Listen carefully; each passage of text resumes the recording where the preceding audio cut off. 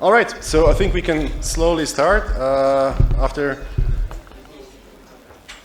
Let's just wait for a second. We have plenty of time, so it's fine.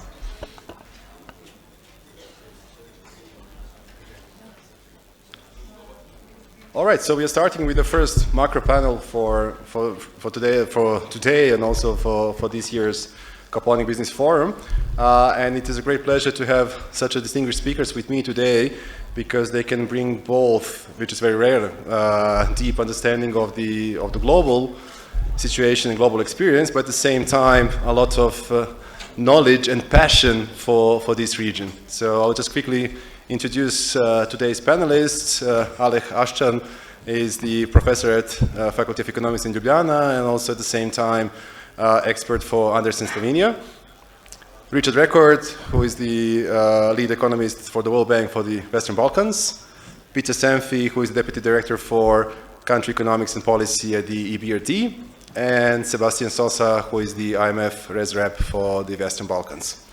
The topic for today's panel is road towards sustainable growth, and it kind of blends well into what is the general overview agenda for this Caponic Business Forum relates to getting to the high income state. And we cannot really get to the high income state without moving to more sustainable growth. And if we look at over the last 20 years, we can see for the Western Balkan countries that have achieved a lot of progress. But at the same time, if you look at the convergences, they are really lacking. So in terms of the convergence with respect to the EU, it is still at the level that it was, or even worse than 20 years ago. And what is more, we see that the convergence with respect to the Visegrad countries or the countries that have started with transition earlier is increasing. And I would like to put on the table a few usual suspects, and perhaps we can then discuss them more in detail. So one thing that, if we look at the countries that they share all together, is that their economic systems has not really reached the stage of maturity in terms of the level playing field. The level of red tape and corruption in these countries has been still large, and if we look at the corruption perception index, for example, it's no surprise that none of these countries scores in top 70 in the world. As a matter of fact, some of them, including Serbia, are even worsening their position over the last 1 or 2 years. And we know that corruption can have a lot of negative effects on direct effects, but I think it's even more important that we talk about indirect effects, because those companies that use a position which is not a market position can also hinder development of those healthy companies, and then also go back to the lack of private investment, which is very often mentioned here as one of the preconditions for sustainable growth. So one suspect would be there. The second suspect is related to infrastructure. Infrastructure in terms of, if we talk about ICT infrastructure in these countries has been, I would say, at a solid state. But in terms of the physical infrastructure, energy system, rails, roads, avio, and ports, it is still at the level which is much lower compared to what we would need. And this is the place where we have opportunities for improvements. However, some of them require time. Some of them you cannot build a road or you cannot build rail immediately.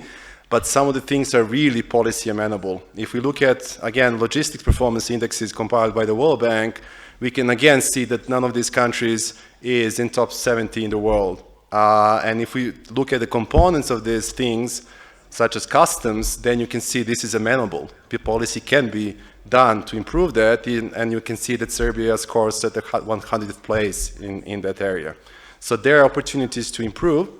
And then, let's say, the third big pillar would be related to the labor market. All of these countries from the Western Balkans used the fact and the abundance of labor and cheap labor over the past 20 years to essentially run their growth model through that.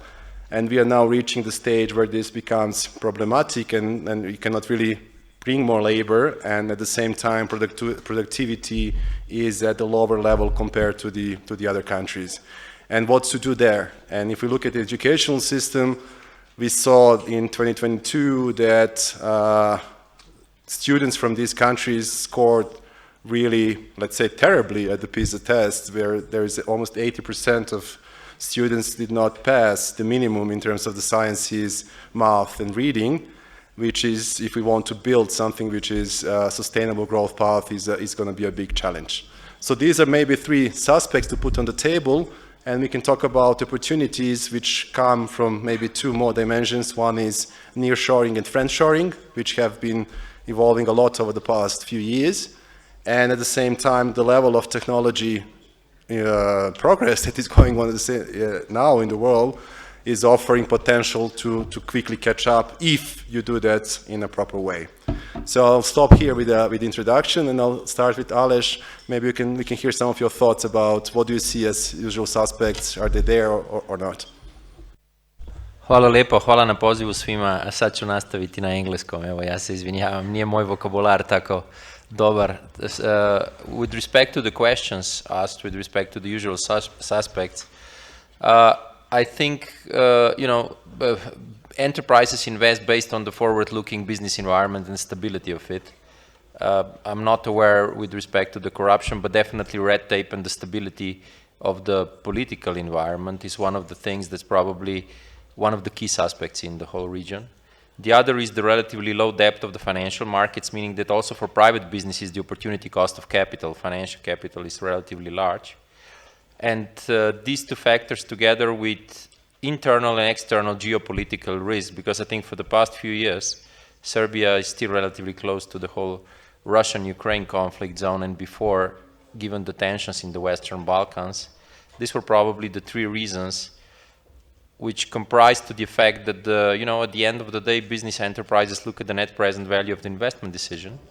And if there's large volatility, if there's large opportunity cost of capital, if there's not enough stability, it just pushes some of the projects away from the table, being prospective to implement on. But what's more important is where to go from here. And I think I'll have a few things to say regarding the risks and what to do about mitigating those risks. And I would just... What would be the key risks?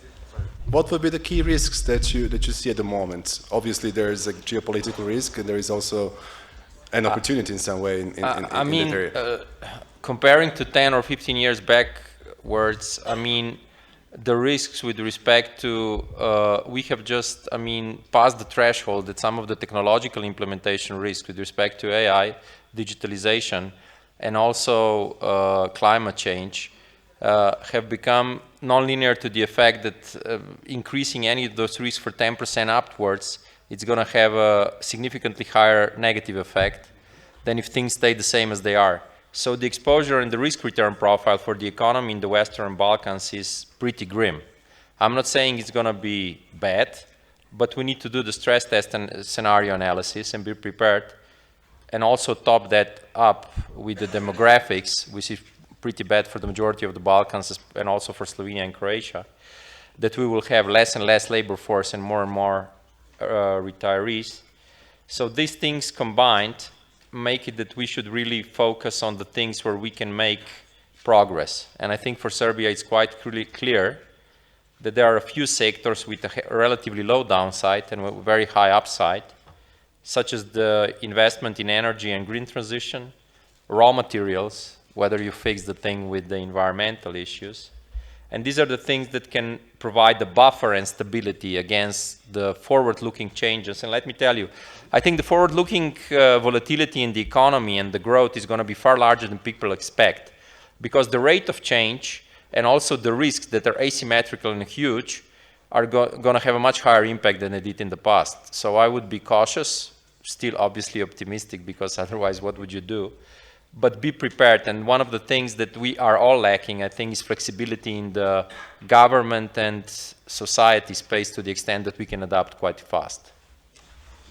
And what do you think, just one follow-up question. So you mentioned some of the sectors. Do you think that those sectors would be offering opportunities to spill over to other sectors so that we have a more stronger effect, or it could be kind of siloed and remain? No. I mean, it's a buffer to one extent that it offers real GDP growth and also buffer with respect to some accumulation of financial capital. But on the other hand, it also offers opportunities and catalysts and a booster to the other investments in the sector, such as manufacturing, technology, etc., so on. Because either way, if you look at the cheap energy, together with green transition. I mean, Serbia has huge potential both in solar, wind, and hydro still. Either even if we go to AI and AI kicks off some of the jobs from manufacturing elsewhere, you're going to profit because you're going to have a lot of AI centers and data centers here. So I would see it as a natural hedge and also as a platform to build upon. All right. Thanks, Anish. Richard, so from your perspective, maybe you can share some thoughts again on what can explain the performance in the past, and perhaps what you can tell us a bit more about the economic outlook that you at least see from your perspective. Okay, great. Thanks a lot, Milan. So yeah, I guess if we kind of start broad, we're seeing, in terms of global growth this year, we see continued sluggish or subdued economic performance. I mean, our estimation is that probably world economy will grow about 2.7% this year. That's a little bit slower, well, about the same as last year, but definitely lower than the sort of pre-pandemic trend rate. So, with heightened uncertainty, we seem to be at a lower level equilibrium.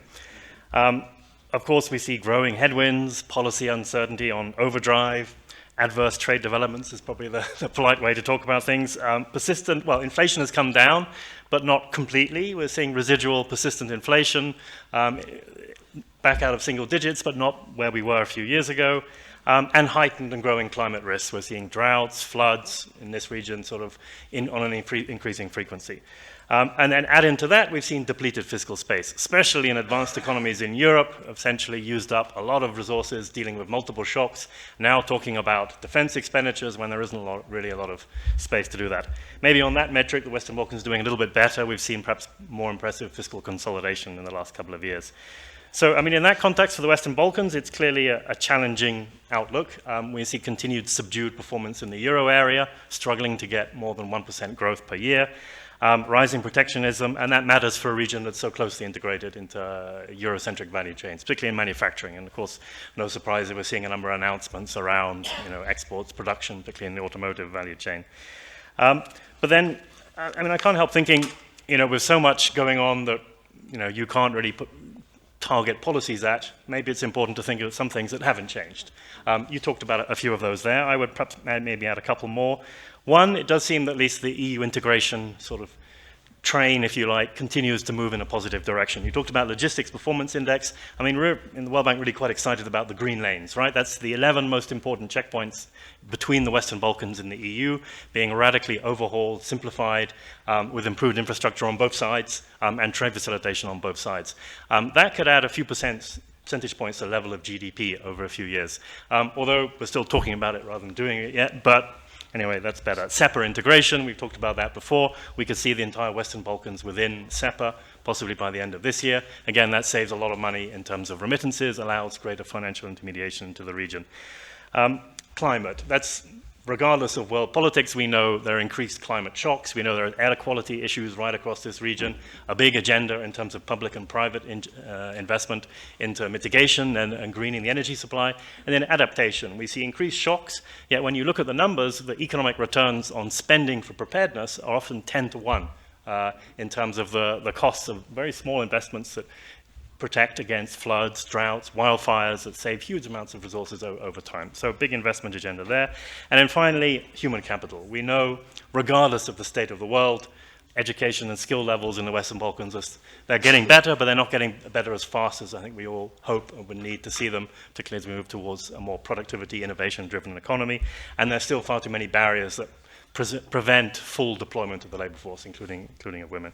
So maybe those are a couple of the things that I would sort of put a finger on. Maybe just quick follow-up on that. That's one of the things that when you talk about the labor, and we can talk about the potential reforms, we are facing kind of double problem because the budgets for education are typically quite low, but then within those budgets, almost 80% or more is spent on actually just on salaries.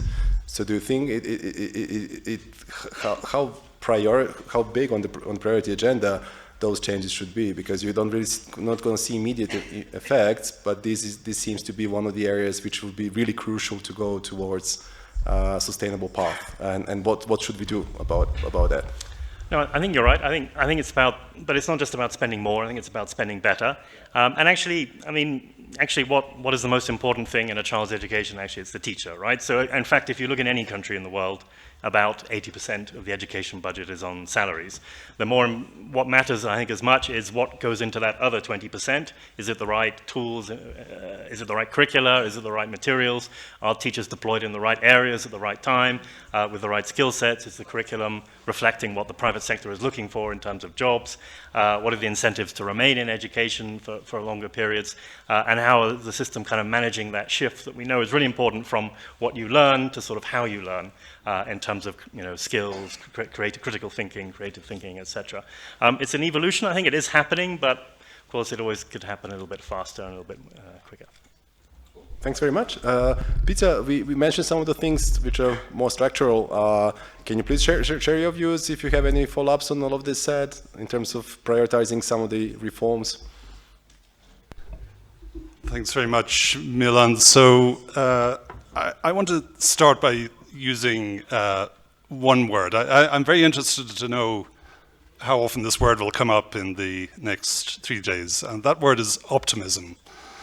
So I maybe have the advantage over some of the other internationals on the stage. I've been coming to this region for more than 3 decades and participating in, I've long ago lost count of the number of panels, conferences and so on where I've had the opportunity to give my views, and I've always tried to give an optimistic view, and I remain optimistic because looking back over 3 decades, the transformation in this region has really been quite remarkable. So of course the region still faces a lot of problems, and already some of them have been mentioned just in the first 10-15 minutes.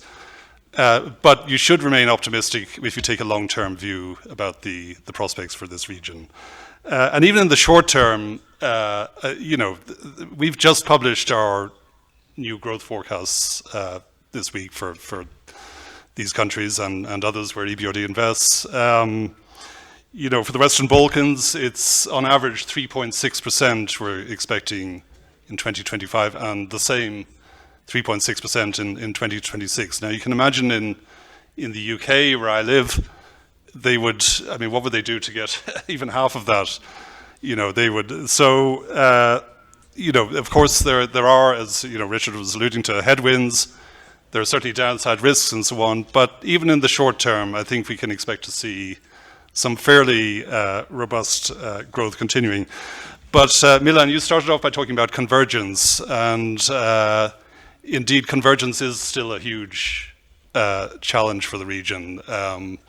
Some years ago, my then colleague, Jakov Milatovic, and Jakov, of course, has gone on to great things now as president of Montenegro, but at the time he was a mere regional analyst at the EBRD, and he and I did some calculations of how long it might take the Western Balkans to catch up on EU living standards. And of course, the answer you get depends on the assumptions you put in, both about Western Balkan growth, but also EU growth. But under fairly reasonable assumptions, we figured out it would take probably 6-7 decades for full catch up. And under a negative scenario, but not a totally outrageous one, it would take up to 200 years.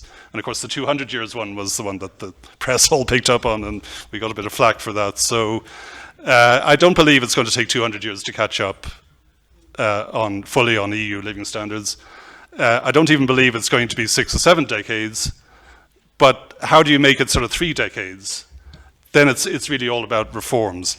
Now, I've also been covering this region long enough to see numerous reform agendas, reform plans, often very detailed documents, often produced by institutions like ours on the panel. But sometimes I feel we can get a bit lost in the detail. You come back years later and not much has been done, and you have another reform plan that's... So I think the region needs a narrative, and to have a successful narrative, you need to keep it really simple. So I'm going to give 3 very simple kind of messages, which I think would be important. So one is about governance. If you govern better and have better institutions, people will stay here and they will come back. And that would help address the labour market challenges that already Alish and Richard have alluded to. So that's one thing. And in fact, there was I don't know if we have anyone from the Fiscal Council here in Serbia, there was a study some years ago which showed exactly that people said they would be more likely to stay in Serbia if the institutions were better. And it means fighting the things that you talked about, Milan, the corruption and red tape and so on. So that's message number one. Message number two is open up and you'll become more competitive. I'm very pleased, Richard, to hear about this progress on this, this initiative to simplify border crossings, and I think that's very important. But opening up more generally, opening up to not just trade but also investment, you become more competitive that way, and competitiveness is the precursor to growth and prosperity and high incomes. So that's message up number two, open up to become more competitive. And message number three, go green. And by going green, you'll become more resilient to shocks. And this region has big potential in green energy, hydro, wind, and solar. It was very pleasing to see just in the last few days this latest auction in Serbia, in which we, EBRD, of course, we've been very active in that process, not just in Serbia, in other countries too. Very good to see a competitive selection process there, a lot of investor interest coming out with good competitive prices. That is the way to go, I think, for this, for Serbia and for the region. Well, Peter, just one quick follow-up here. Do you have any feel? You already mentioned it a bit, but maybe just to dig a bit deeper. Why do you think those reforms fail? And you said you've been here around for the last 25 years, and I've been around for almost the same time with some exits, and we do come back and talk about some very similar things on and on.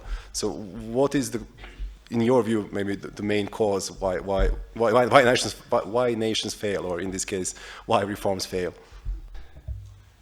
Yes, it's a good question, Milan, and I think the reasons are complex. They will vary by country. But remember, reforms are difficult to do. I mean, deep-seated reforms, especially in the area of governance. And this, I think, is really the weak point of the Western Balkans.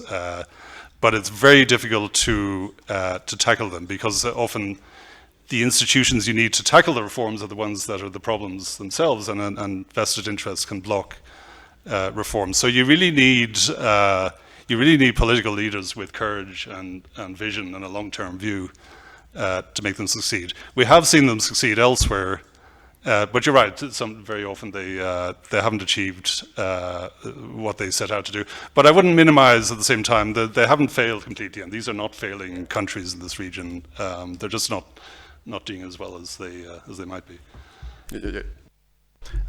Sebastian, we mentioned a few things already which reflect about the risks that we see for those countries. Maybe you can just, from your point of view, again, first maybe reflect on some of the things that we have mentioned, and secondly, what are the type of risks that you already see now for the Western Balkans, given the current macroeconomic situation?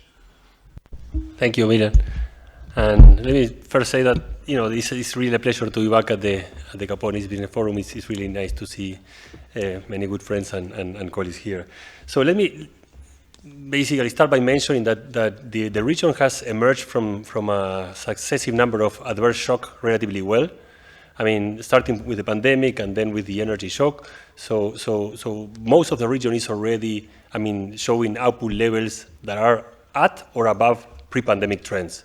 Probably the only exception is North Macedonia, where growth has been more stagnant and GDP is still roughly 10 percentage points below pre-pandemic trends. But other than that, on average, all countries have at least matched pre-pandemic trends. And this is, a good performance compared, for example, to the whole Central, Eastern, and Southeastern Europe, where on average they are still 5% below pre-pandemic trends. So I think we are starting from a good base. We are also projecting relatively robust growth for this year in 2025, on average at 3.7%. Again, this is significantly higher than the average growth projected for CC economies, which is roughly 2.4%, and twice as higher as the growth projected for the euro area. Of course, we see significant risks coming from the external front. The increased noise about potential trade wars may have significant indirect effects in the region. The weaker economic activity in the euro area is also a big source of external risk, as a main trading partner, but also the main source of FDI for the region. And at the same time, there are some upside risks. I mean, not necessarily short run, but medium term. And in our view, these are related to the, in case there is like an acceleration of reforms required under the EU accession process, this could certainly boost, productivity and growth. And I will elaborate a bit on the areas where we see some, as a priority here. But I wanted to mention that, and also if you look at inflation, that has peaked at very high levels during the energy crisis. In all countries, it has been coming down significantly. In most countries, it's already at 2% or below. I mean, in Serbia or in North Macedonia, it's a bit higher, roughly 4.5%. But the country has managed to bring it back from very high levels. So I think the precondition for achieving sustainable growth in the region is to maintain these hard-won macro stability gains, right? Continue to fight inflation, making sure that countries continue to implement prudent fiscal policies. This is critical to ensure medium-term fiscal sustainability. After a couple of years of consolidation in the region, in 2024, fiscal deficits increased across the region. Of course, deficits are at very manageable levels in general. There is no need for large fiscal consolidation. Maybe one exception, again, is North Macedonia, where there has not actually been any fiscal consolidation in the last few years. So they really need to put in place a credible medium-term fiscal consolidation plan. But I do want to highlight the important. I mean, you may not be surprised coming from the IMF that we are pointing this fiscal risk, right? But we do think it's important to maintain fiscal and macro sustainability in order to ensure medium-term growth. And in terms of fiscal policy, we also see very important that countries continue to push ahead an ambitious fiscal structural reform agenda. In many countries, given high development needs related to higher infrastructure, education, health spending, and you mentioned some of these needs earlier, it is very important to continue mobilizing revenue. So we do think that countries should continue to advance a tax administration reform in the region, and also some tax policy reforms, for example, rationalizing tax expenditures, which in some countries in the region are quite high, in the order of 5% of GDP. So we do see this as an important areas. And moving into the structural reform area, I basically share all the priorities mentioned by others, but let me point to a few areas where we are actually seeing as critical across the region. One is, that has been mentioned by others, is infrastructure, right? Serbia has made good progress in recent years in boosting public investment, improving infrastructure, but in the rest of the region, this remains a critical, right? There are still very large infrastructure gaps in terms of quantity, but also in terms of quality. So addressing those gaps are critical to attract foreign investment, to improve competitiveness of the business sector, and also to improve integration of local companies into regional value chains. So that's one important area.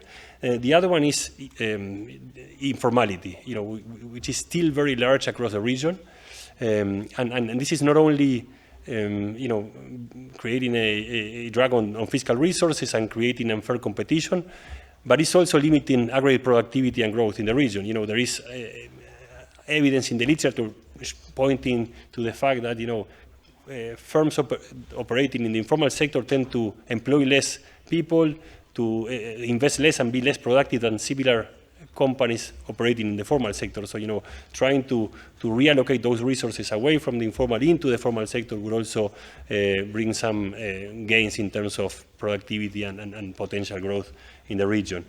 Rule of law, was mentioned before, right? Tackling corruption, which is still high across the region. That's of course very important to improve the business environment. And governance more generally. And here I would like to point out the need to strengthen governance and management of state-owned enterprises. You know, the footprint of these companies is still large in many countries in the region, so that's another area that is critical I mean, it's not just a fiscal risk, but it's also very important to boost growth given the relative size of this sector. And yeah, I mean, I don't want to elaborate to repeat others, but the importance of advancing the green transition, and also education reform, given the high risk, medium-term risk coming from immigration, are also important areas. Thanks, Sebastian. Maybe just one quick follow-up question. In terms of the inflation, we do see we do see some persistence in terms of the inflation dynamics throughout the region, and even in the Europe and in the US. Do you think there is and now with the tailwinds, with the trade wars and so on, so how likely it is this scenario that inflation indeed is going to converge towards the target, or we're going to talk about a few years of kind of persistent inflation above or close to the bounds of around the target?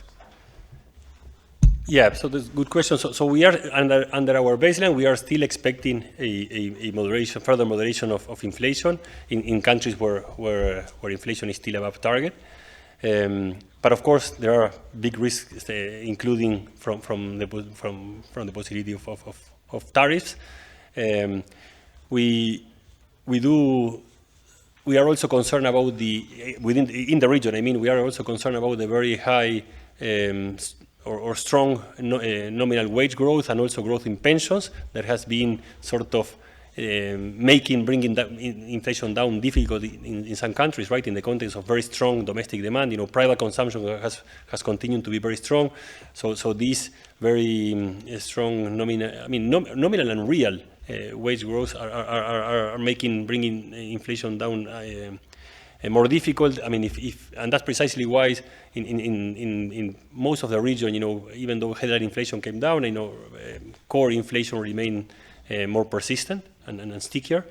But we do see monetary policy in the region, playing a good role in trying to bring it down, right? So we are recommending that in countries where core has and headline has remained a bit more elevated, that these countries should continue to implement a more cautious or more restrictive monetary policy stance to ensure that inflation comes firmly towards target levels.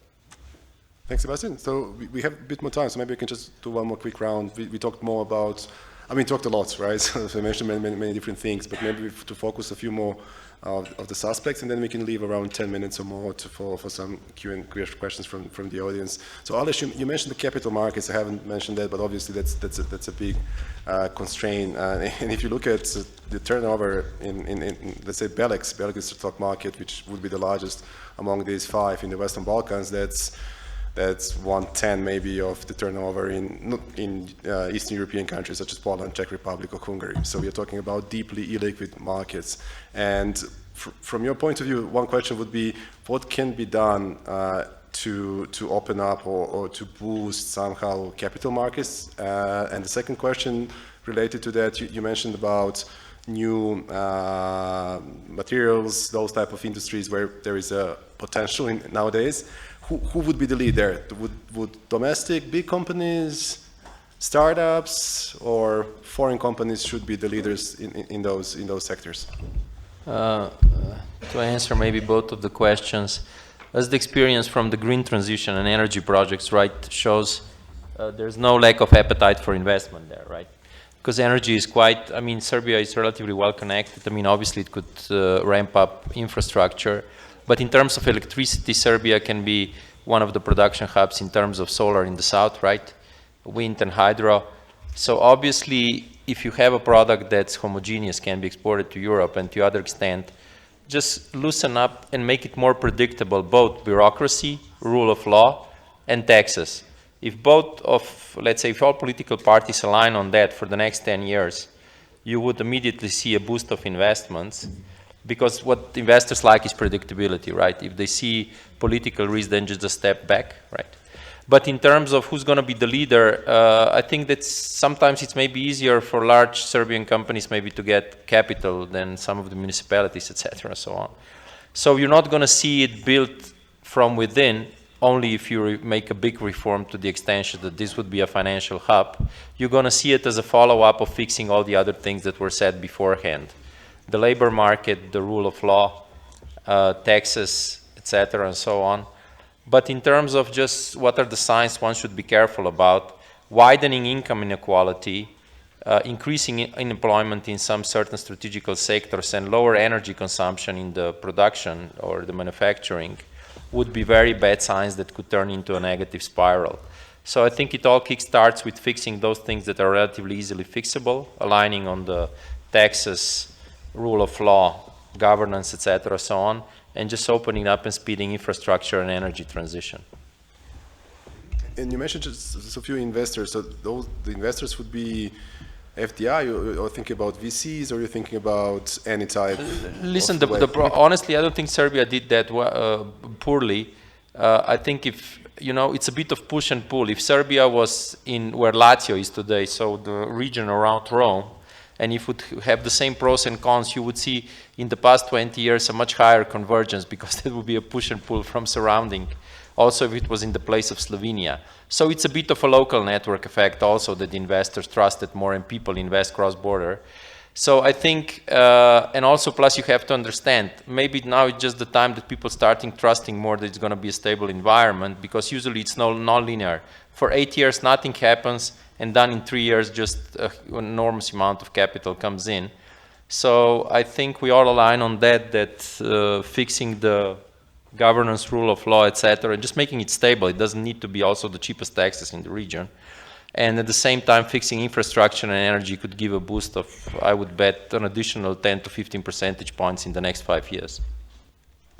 All right, so let's hope to see that. Richard, Aleš mentioned some of the things about taxes, and we know that tax systems in the Western Balkans regions are quite, let's say, generous in terms of the profit tax. So they're quite low. On the other hand, social security contributions and taxes on labor are quite higher, or much higher than in some of the other peer countries. Do you think there is an opportunity in that area to relax, and at the same time do not compromise the stability of the fiscal sector, and how this can provide additional advantage in terms of the competitiveness of these economies? Yeah, I mean, it's not easy, and I guess the obvious thing is let's see what happens in Montenegro, right? Because we kind of have a demonstration effect to see. I guess, you know, the thinking there is that yes, payroll contributions are high, and that discourages formal sector employment. One of the reasons, relatively high informality, and that leads to low productivity, perhaps lower quality jobs. So reduced payroll taxes bring employment into the formal sector, and that will generate growth and so on. Same time, it possibly opens up a fiscal gap for, you know, we know this is an aging region, there are more health-related expenditures need to be made.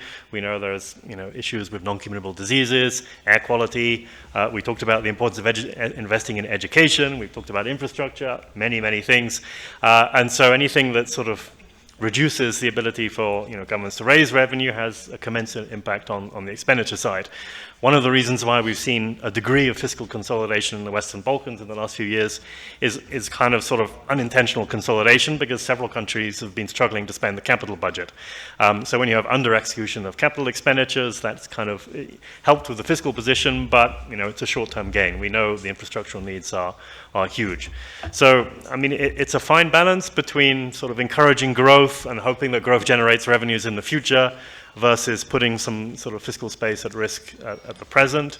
Maybe there's a little bit of space. I would say, yes, the tax system, the mainline taxation system is quite generous. I would second the point I think Peter made about the importance of maybe Sebastian, on targeting tax expenditures. I think a lot is spent on trying to bring in investment. Maybe a higher return could come with perhaps sort of better targeting and shifting towards maybe quality rather than the volume of investments. I mean, we know it's not about the number of jobs that need to be generated in the Western Balkans. So it's about the types of jobs, which skill sets, which technology, which innovations coming in.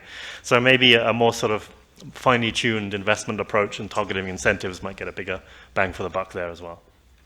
Thanks very much. And follow-up question for Peter, also along these lines. We saw a lot of FDI, and now especially in Serbia for the past few years. However, at the same time, we or maybe I might be subjective, we don't see that much spillovers from FDI towards domestic economy in terms of building a network of local companies that are coming out of the FDI network. Is there any opportunity to improve the way how FDI is integrated into the local market, and what would be the steps to do that? Yes, this is a very important point, Milan. So I think when you look at FDI data, it's always, I mean, the headline figure is a good starting point to look at. But what's very important is to look in the composition of it. Where is the investment going? Is it going into really productive sectors, or is a lot of it targeted at things like real estate and so on, which has been the case in some companies. And then the spillovers, this is a very important point as well, the extent to which this investment is then generating local development of local businesses and so on. Ultimately, investors, what do investors want? I mean, we talk to investors all the time. I think stability is very important, and Sebastian is right, macro stability is absolutely essential for sustainable growth. So that's one thing they look at. They look at also political stability as well, and a stable institutional framework. They're not looking so much at trying to get the lowest taxes. Of course, if they're a big investor, they will bargain and try to get special deals. But it's not all about taxation. It's really about stability and having the right labor force and having the right infrastructure and so on. And I think when those factors are in play, then investors are much more likely to want to integrate with local businesses, rather than the kind of Chinese model of some years ago, where yes, there are huge headline investments, but these Chinese companies brought their own workers, and there was almost no spillover to local companies. It's getting into this virtuous circle where you say to investors, look, come and invest your money here, not just because it's a great opportunity to make profit, but also, you can do that by working with local businesses on the ground as well. Thanks very much. Sebastian, maybe just quickly, you mentioned the importance and necessity to maintain fiscal prudency, and at the same time, we do have a lot of infrastructure projects going on and planned to be, and we also had a panel before us that was talking about huge infrastructure project here in Serbia. So maybe just very quickly, what are your thoughts about feasibility of these projects, how dangerous they can be for public finance in the future, and how much macro effects they can bring to the economy? Yeah, so here I think the most important point, and this is something that we have been recommending our counterparts across the region, is the importance of putting in place a very strong public investment management framework, right? So the idea is not just to increase the number of public investment projects, but do high quality ones. So this is critical. I mean, the region has been making progress. I mean, there has been clearly good progress in terms, but it's still not enough, right? So some countries are lacking proper frameworks, especially in early stages of the process, right? In terms of even at the stage of identification and appraising the projects. So strengthening those frameworks is critical to ensure that there is good value for money for money in this large. This is particularly important for the large public investment projects, right? Here, it is also very important to look at the fiscal risks, right? So, and I think all countries in the region have been improving their frameworks to monitor fiscal risks, including from large public investment projects. Also from other areas like SOEs, an area that I mentioned earlier, right? But I think that's critical. The priorities may vary from country to country, including within the region. In some countries, there is a larger gap in terms of energy infrastructure or health and education infrastructures. But across the board, what we see as critical is to strengthen these PIM frameworks.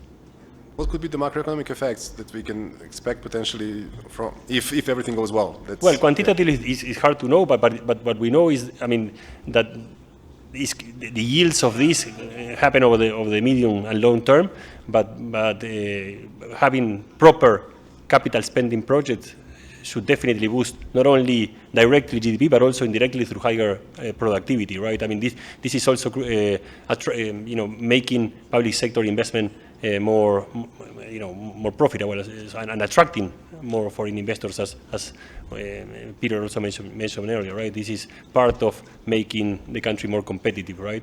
Yeah. Great. So thanks very much, guys. So for the discussion so far, so we have around 10 minutes left. So we can maybe open the floor for questions, if anyone has any questions.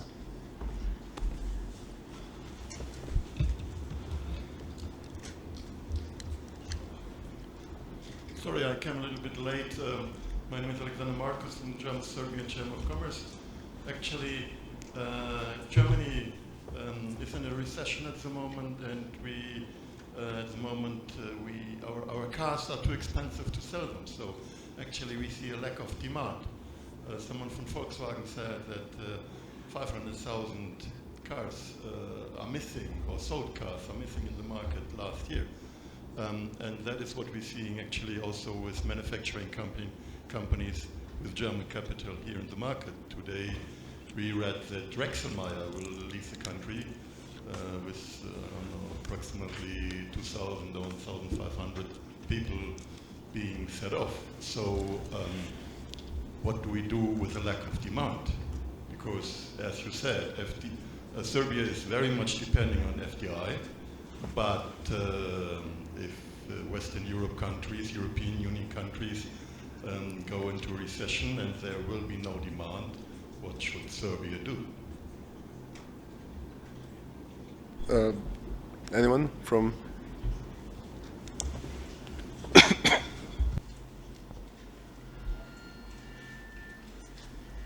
Maybe I'll go first. I mean, no, it's a very good point. Although I think we've seen very weak performance in the Eurozone and in Germany for a few years. We've seen a depressed performance in the Western Balkans, but I mean, as Peter mentioned, we are still seeing some convergence. I think, but you're right, basically there's three options. It's diversify, increase market share, so Serbia and the Western Balkans squeezes out others in the Eurozone. I think we're possibly seeing a little bit of that already with kind of reshoring and the push towards shorter supply chains, and domestic market and other sources of demand. But no, it's obviously much harder to achieve growth convergence when your principal trading partner is not growing and possibly shrinking. If I may just add a few sentences, I think the example from Germany just shows what we were talking before, that certain sectors and some, let's say, also industries might experience an overnight shift where there will be a much harder reduced demand than it was in the past. And nobody in Europe is prepared for that. We are inflexible, bureaucratic. So I have one word for everyone. We have a nice saying, I don't know if it's Slovenian, but help yourself and God will help you, you know. So be prepared. I'm not saying it's going to be grave, but do the stress test scenarios and just diversify. If the Chinese are willing to invest with Chinese. If the Americans are willing to invest with Americans. But nobody's going to top-down help you and teach you how to fly. We don't need to teach birds how to fly. We need just to, I mean, all these recommendations are 80% correct, but the one who wins the race is the one who fastest crosses the line. Not obliging to everything we said, but these are good instructions, yeah. So I think the proof is in the pudding. But I definitely bet on energy and raw materials if it can be done. Yeah, I mean, Serbia must control its own destiny. You know, it can't. Of course, it's a small economy. It's an increasingly open economy. We would advocate for more openness. It's therefore going to be vulnerable to Eurozone shocks, global shocks. But you know, the country can shape its destiny, and in the ways that Richard and Alice have already alluded to. It's diversification. But it's also about telling a narrative about where the country is going and what reforms you're prepared to do to bring about that outcome.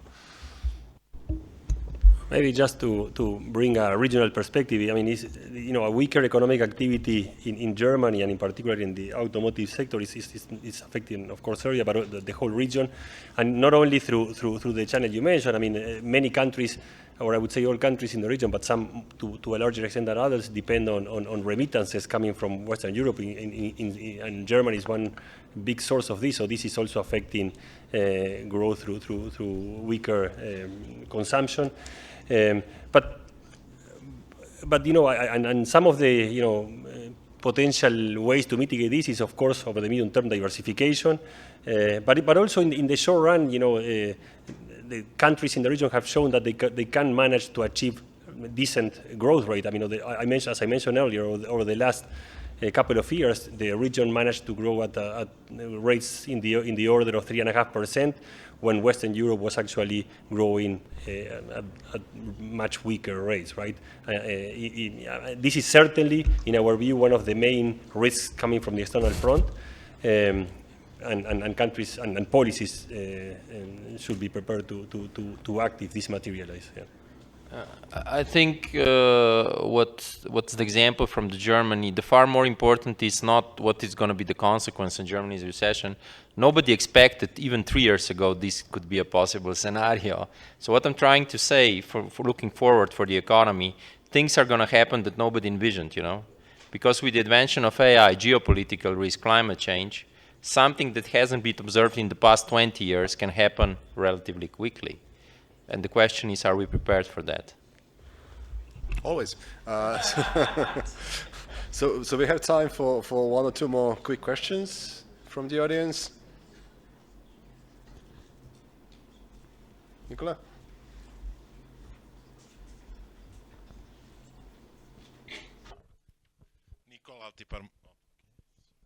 Can you hear me? Nikola Altiparmakov, Serbian Fiscal Council. It was a pleasure listening to the panel, as always.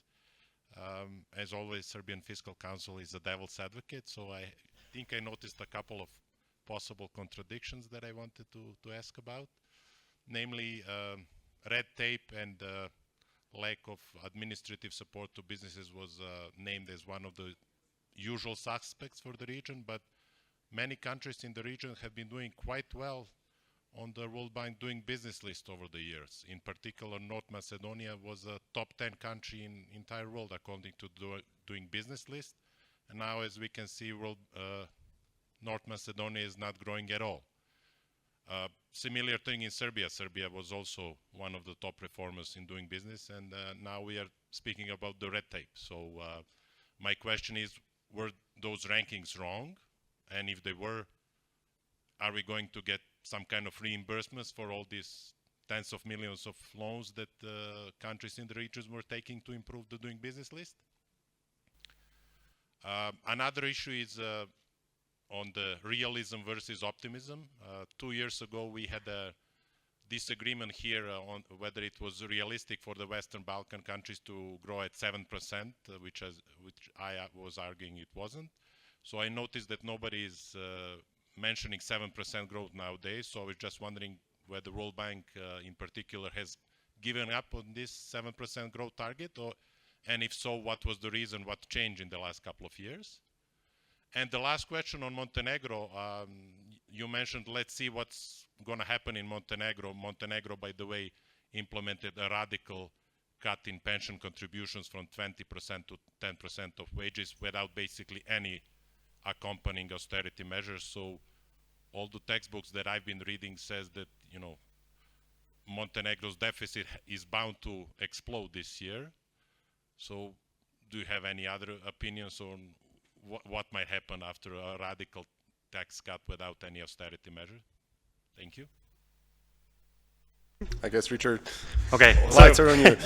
So in the World Bank, when we write research papers, one of the boxes we have to tick is one of the objectives, and one of them is stimulates public debate.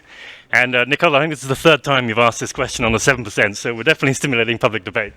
No, that paper, it was an analysis, and we do this in lots of countries, and basically it's a theoretical approach. And it's all these things, right? You do a cross-country regression, and you say, okay, there are lots of rankings of institutions, logistics, fiscal policy, human capital. What happens if you simulate changes? So, for example, if you simulate a country having Estonia's education system, or Germany's institutions, or the cost of doing business, I don't know, Georgia. So it's a thought exercise, and you replace, and then what happens? And you see, okay, well, growth goes up, and investment goes up, and so on, because we know these are the drivers of long-term growth. It's skills, lack of red tape, infrastructure, supportive private sector enabling environment. And that was how we got to that theoretical, basically, if everything went well in Serbia, and we had world-class institutions, world-class frontier-leading education, increase in innovation in private sector, you could reach a theoretical maximum of 7%. It was always meant to be a kind of theoretical exercise. Of course, that can never happen. You can never have, it's not like it's like a car where you slot in and change the education system, or you put a different set of institutions. It's an academic exercise, but the idea is to kind of think, well, what's the upper bound, what's possible, and where's the priority? Where would you focus policy attention first? If you can't do all of these things, you can do some of them. How do you do those relative things? So that was where that number came from. We still think Serbia's potential growth could be higher if some of these things were done. Who knows what the upper limit it is, and of course not in an environment where we see Germany with 500,000 missing vehicles, etc. So yeah, that's kind of the background there, that number. Thanks. But don't forget, they want 7% growth with the red tape, not without the red tape. So, yeah. Yeah, so I mean, again, we continue to believe that simplified red tape is an important part of supporting higher levels of private investment, business dynamism, and growth. I think it goes back to the point that actually, in relative terms, when you look at 191 countries around the world, the Western Balkans is not doing so badly. But we're not comparing Serbia against, I don't know, Burkina Faso or Cambodia. We're comparing it with Germany and other sources of investment.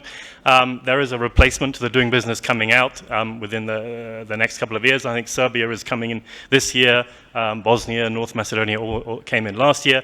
But of course, it's inevitable. Even if you have the world's best business enabling environment, if you have an education system that's not the world's best, if you have infrastructure deficits, if you have a dependency on certain value chains which are experiencing structural decline, then it's not going to be enough. And that gets to the point that I think it's all of these things that kind of need to work together.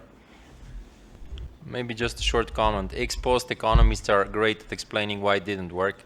I mean, the road forward is very simple. Just do it. I mean, don't take everything 100%, I think, too seriously. Thanks, Alex. Our time is up. First of all, I would like to thank panelists for I think it was quite insightful and live discussion. One more thing, I would also like to thank Dusan Vujovic, who was supposed to be with us today, but he was unfortunately not able to come from the US, and we wish him a fast and speedy recovery. And a big round of applause for the panelists and for Dusan, please.